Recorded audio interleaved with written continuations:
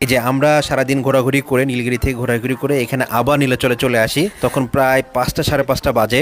তখন দেখেন একটু বৃষ্টি বৃষ্টি হয়েছিল, সেম জায়গায় আমি কিন্তু আবার যাচ্ছি। এই যে দেখেন একটু আগে যেখানে আমি দেখাইছিলাম আপনাদেরকে যে পাহাড়ের চূড়াটা মেঘে ঢাকা ছিল, এখানে কিন্তু এখন আর মেঘ নেই। এখানে আসলে একটু বৃষ্টি বৃষ্টি হয়েছিল, অল্প অল্প মেঘ আছে দেখতে পাচ্ছেন। তো এই বিকালবেলা কিন্তু এখানে অনেক মানুষ আসে, একেবারে গিজ গিজ করে মানুষ। দেখেন একেবারে মেঘ নাই, কোনো ক্লিয়ার হয়ে গিয়েছে আর কি। তো আপনি যদি বিকালে আসেন তখন হয়তো এরকম মেঘ দেখতে পাবেন না। এই যে দেখেন সূর্য অস্ত দেখা যায় এখান থেকে। তো আমরা সূর্যটা ঠিকভাবে অস্ত দেখতে পারিনি, আমরা আর একটু আগে আসলে হয়তো দেখতে পাইতাম। ওই যে বাচ্চারা খেলাধুলো করছে, আপনারা যারা বাচ্চা নিয়ে আসবেন তারা কিন্তু এখানে খেলাধুলো করতে পারে, কোনো সমস্যা নেই। এখানে সবাই ফ্যামিলি নিয়ে আসে, ফ্যামিলি নিয়ে আসতে পারেন, বাচ্চা নিয়ে আসতে পারেন, কোনো প্রবলেম নাই। খুবই সুন্দর একটা জায়গা।